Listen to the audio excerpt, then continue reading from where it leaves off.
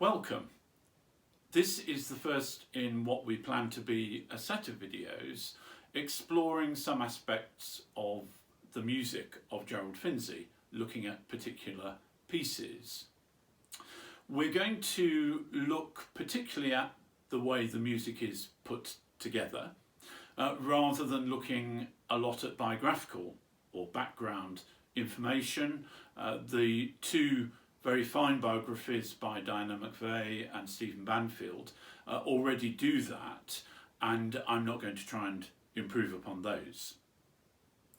We're going to look first of all at Earth and Air and Rain, and in particular we're going to look at the song to Lizbie, Browne. Now, Earth and Air and Rain was published in November 1936. The songs are reckoned to have been composed in the early 1930s. And as well as being published as a set, the publisher decided to separately produce copies of Rollicum Roarum and To Lizbie, Browne. It's interesting comment from Finzi that he considered these to be the worst of the set. It's fascinating that sometimes the way that composers judge their own works is perhaps not the way that audiences will see them, because certainly those two pieces have become two of the most favoured songs that Finzi wrote. In Earth and Air and Rain, Gerald Finzi sets the poetry of Thomas Hardy, which he was to do on many occasions during his composing life. And this gives me an opportunity just to mention the book The Clock of the Years.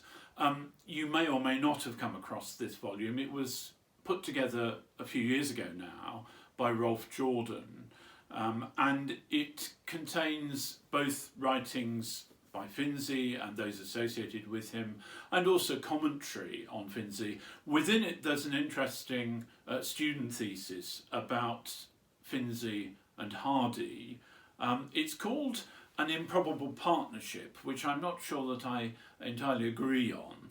I feel that the connection between Finzi and Hardy is quite a strong one, and quite a likely one, to be honest.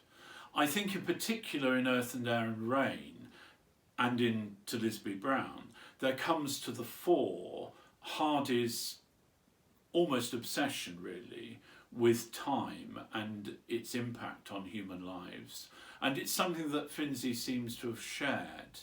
There's something about Hardy's focus on the fragility of life and the inexorable advance of time that seemed conducive to Finzi's very measured approach to so many aspects of life. But opinions may differ, so you may like to read it. You can get hold of The Clock of the Years still through the Finzi Friends website. Even in the troubled times of lockdown, I can get one out to you in the post. So To Lizbie, Browne is one of the poems in Earth and Air and Rain that Finzi chose to set. I was going to put up a photograph of the poem, but it's not actually very easy to put into a video. But some of you will have your collected Hardy, I'm sure, and you can get that volume down. But I would advise looking at the poem first. You can pause the video, look at the poem, and look at the way that Hardy had constructed it. If you don't have your own copy of the poem, it is fairly easy to find online. If you go to a website such as Poem Hunter, for example, it's on there. Simply Google To Lizbie, Browne in a search engine and you will find various places online that you can find the poem. And it's a very interesting poem because it's a series of 9 short stanzas, all of them very short lines.